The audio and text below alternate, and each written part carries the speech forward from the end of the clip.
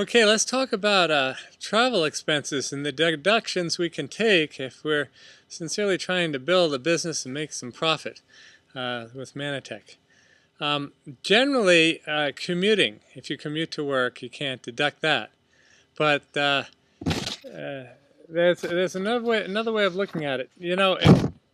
Going back a little bit, let's say you're a doctor and you leave your home and you commute to your clinic, and you're pulling up one morning in your BMW or whatever, and you notice that they're repaving the parking lot at your clinic.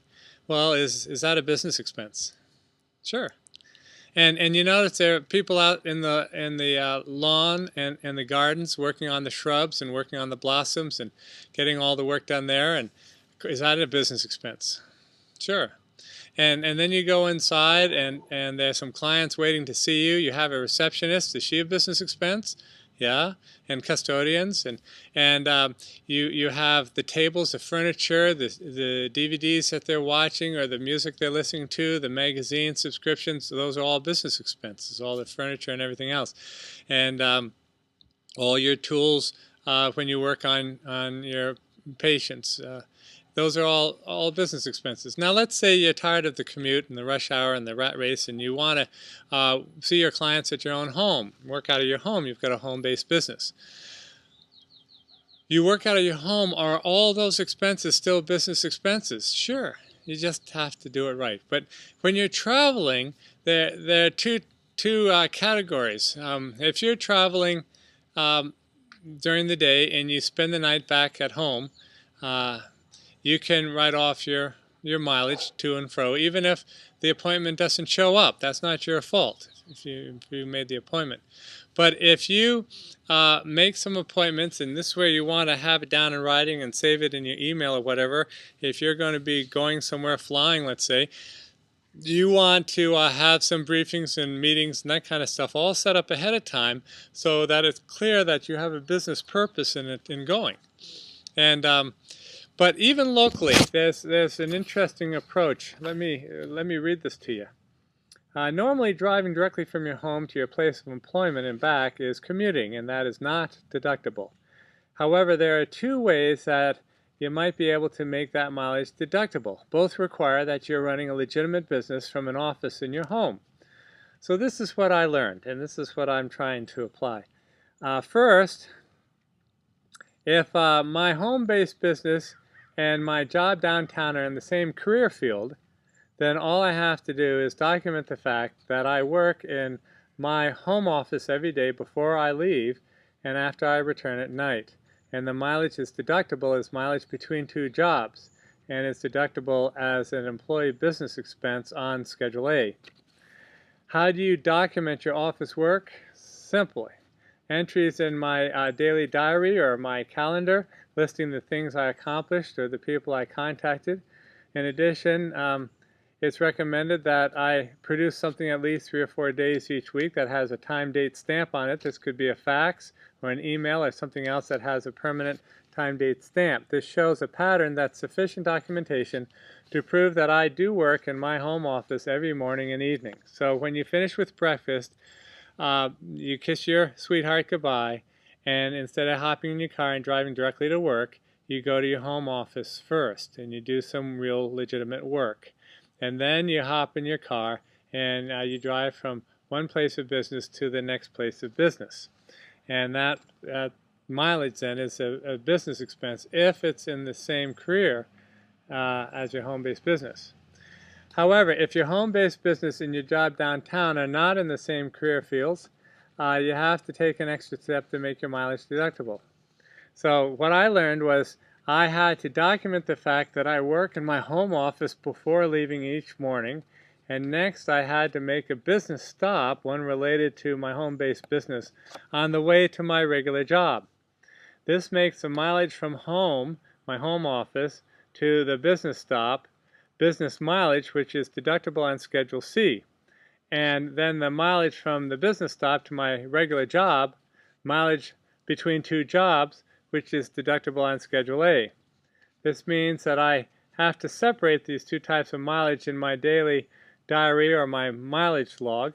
Of course, if I want to deduct the mileage on my return trip, I have to repeat the process by putting a business stop somewhere between my employee's office and my home office.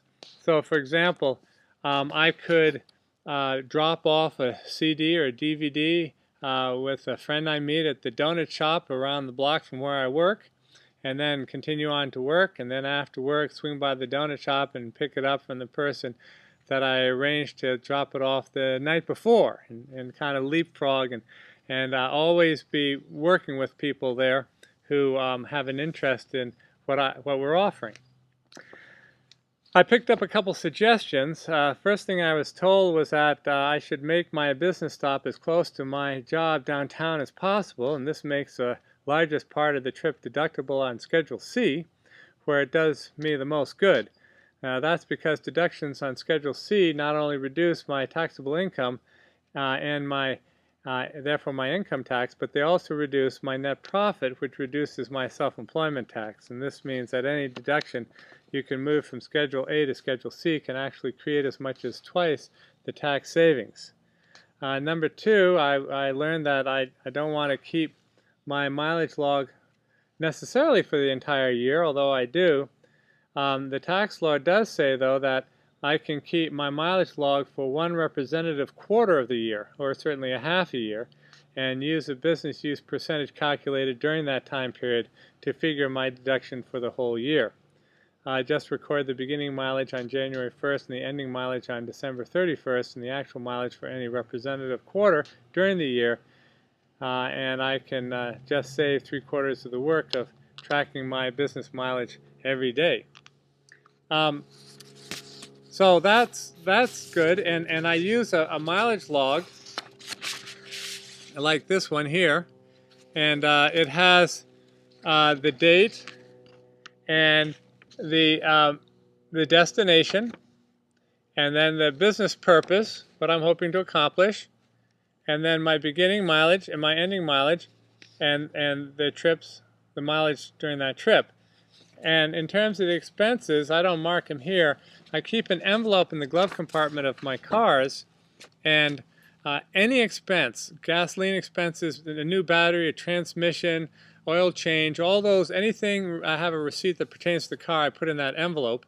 And then at the end of the year, I have two options. I can take the standard mileage, which last I heard was about 55 cents or per mile. And you need to check with your tax expert to find out the actual facts on all this, but it's pretty generous. It takes a lot of things into account, and it's just a standard mileage. So if you drive 2 miles, you save $1 off your taxes. If you drive 12,000 miles in a year, that's in business, that's $6,000 you save. And you know, if you swing by and get groceries on the way to dropping off your materials at the bank or at the post office, that's probably okay if it doesn't take you out of your way. You can't go this way on business and then go the other way on personal and count them both. But if you can mesh business with personal, I've been told that is that's okay as long as I do real business. So those are some of the things that I've learned to do. And then if you take a business trip, which means you don't spend the night in your bed. That's not to be misconstrued. Basically, what I'm saying is just, you know, just staying at a hotel or whatever. But then you can deduct all your other expenses: your lodging, your meals, your haircuts, your dry cleaning, anything that you do on a business trip away from home, where you don't spend the night at home. You have all sorts of additional deductions that you can qualify for, and again, your tax expert can fill you in on the details. But I learned that if I'm going to be gone 7 days, I need to spend 51% of those days that I'm gone doing business. And if it's a convention, the business for a day to qualify as a business day, it needs to be 4 hours and 1 minute of business, and that qualifies a whole day as a business day.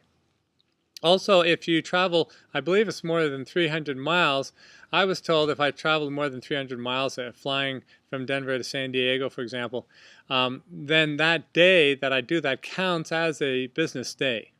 and when I fly back home counts as a business day. So if I'm gone 7 days, for me to be able to write off the airfare and everything else, I have to do business on 4 of those 7 days. Now there's an interesting quirk. If you can prove to the IRS by saving the documentation that by lingering an extra day you actually saved some significant money, then it's reasonable for you to have added another day. Some days are a lot more expensive to fly than other days, and if you fly midweek, you generally save perhaps hundreds of dollars. Also, if you work on Friday, if you do business on Friday, and you do business on Monday, let's say I have a briefing on Friday and a briefing on Monday, the IRS lets you count Saturday and Sunday as business days, the assumption being that you didn't get the business done and you had to stay over. And so you could play all day Saturday and Sunday and still count it as part of your 51%. But that permits you to write off hotels and entertainment. If the entertainment is within 24 hours of the business, preceding or following the business, and you do the entertainment with the people you did the business with, and you can write that off as an entertainment expense, and your meals and all that kind of stuff, which we talked about earlier.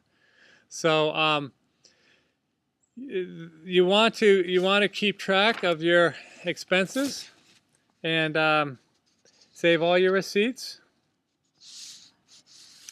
And now, another question. Let's say I'm doing real business, but it's not taking 4 hours and 1 minute. I'm not at a convention. I'm just doing a briefing, and maybe the briefing begins at 7 o'clock and ends by 9 o'clock, and it's only 2 hours. That can still count as a business day if you have the documentation that you intentionally planned it ahead of time, that it was all set up and people were coming, and and obviously you get there ahead of time, you linger a little bit afterwards talking with people, answering questions, but it doesn't have to be 4 hours and 1 minute is what I was told. That's what I learned for it to count as a business day, as a travel day.